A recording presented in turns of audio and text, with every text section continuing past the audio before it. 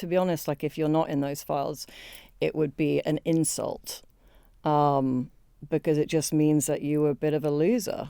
On Friday, we heard from Andrew Windsor's ex-girlfriend, Lady Victoria Harvey, who suggested that if you're not named in the Epstein files, you're a loser.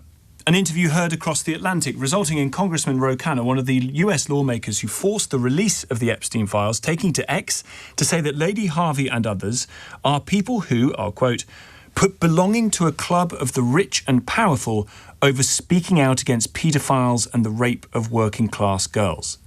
I'm pleased to say the Congressman joins me live. Thank you very much indeed for coming on the programme. There's so much to get into here, but I wonder what made you want to reference that interview, those words of Lady Victoria Harvey.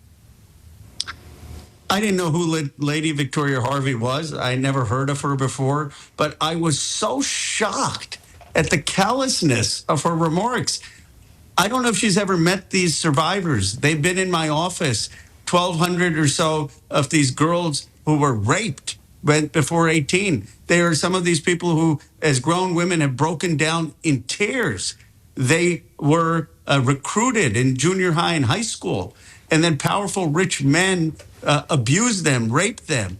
And for her to say that, oh, it's some matter of prestige to be affiliated with Epstein, it's a callousness that goes to the anger people have with the governing elite, not just in America, but many of the governing elite around the world.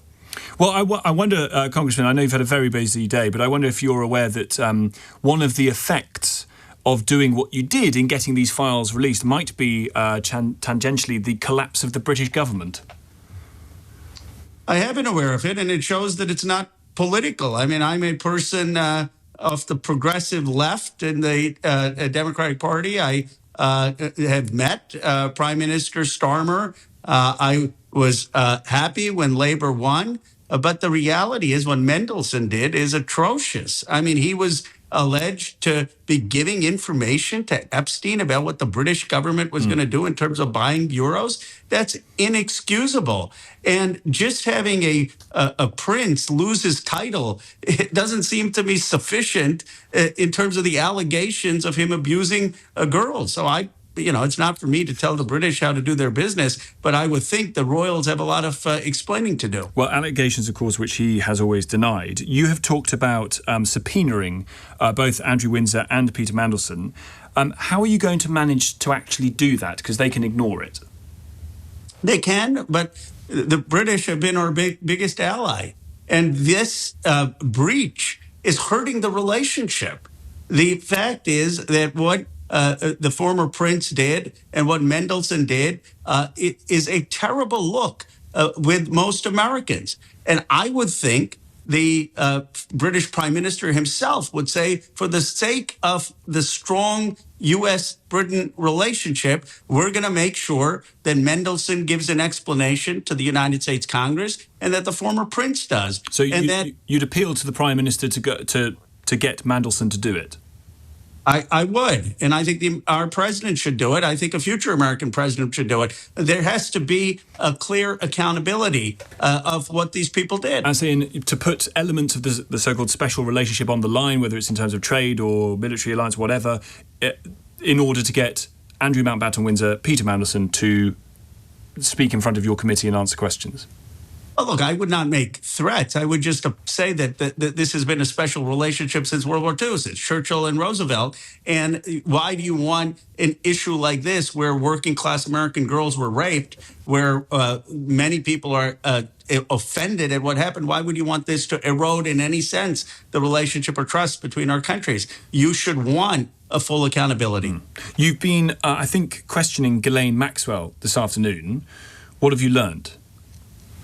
Well, she took the Fifth Amendment on everything, which in our Constitution means that you have the right to not answer anything if you believe it will incriminate you. Of course, this is contradictory because months ago she spoke to the Deputy Attorney General, Blanche, and answered many of his questions. And she was refusing to answer questions even about other rich and powerful men who abuse these girls. But she did say she knows there are other men who did this. She'd only provide their names if we gave her clemency. That is absurd. She needs to go back to a maximum security prison. Thomas Massie the co-author of the Epstein Transparency Act, and I today are going to the Justice Department. We're going to get to see the unredacted files. As bad as what was in what is released, there are 3 million documents that are unredacted. We're finally going to get to see them, and I think this scandal is only going to deepen. I was just going to ask you about how you're going to get the remaining documents that haven't yet been released, but you're saying you're able to go there and look at them unredacted.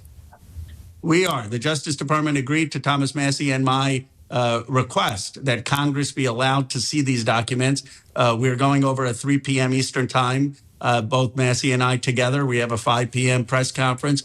So we will get to see these documents. But the question is, why were they redacted? Who is being protected? And what are we going to be able to And you'll be able to reveal details of who it was, potentially emailing about the use of, in some cases, young girls.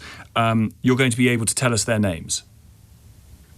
Well, we'll be able to tell you whether they are these names there and what was in these files. There are, of course, restrictions on what a member of Congress can say publicly if there's information that is classified or privileged. But what we will be able to tell you is there are names that are being protected. There are predators who are being protected. And then on the floor of the House, there are things that we may be able to do. But there is going to be a lot of questions answered today about whether the Justice Department is protecting predators in some of the emails we've all seen. Final thought for me has been a degree of criticism about the manner in which this information has been released. A kind of opening of Pandora's box, a huge email dump that takes a long time to go through and is, not particularly well organised in that sense, that this isn't actually the best way of getting to the truth of what happened. I agree with that. And look, I also have empathy for some people who may just have been in the file or had an email that does not indicate that they engaged in criminal behavior or terrible behavior. But the truth of the matter is that there were a lot of the wealthiest and richest people in the United States and around the world who were going to Epstein's Island, who were going to his ranch, who were going to his home, knowing that he was a pedophile, knowing that underage girls were there. And for decades, our country did nothing. In fact, some people left America. Well, it was not partisan. Yes, other presidents didn't do anything. In fact, there was a person, a survivor, who told me that she was raped at 17, and the person who did this to her in France actually left both France and the United States to escape prosecution. So some of these people who did these horrendous things are no longer even in the United States. The only way we're going to get investigation and accountability was a release of these files, and I'm hoping it will lead to exposure. But I do believe it shouldn't be a witch hunt. It's not just every person who's had a email there who may have had a consensual relationship should not be targeted. We need to be judicious about actually going after the horrible crimes that were committed.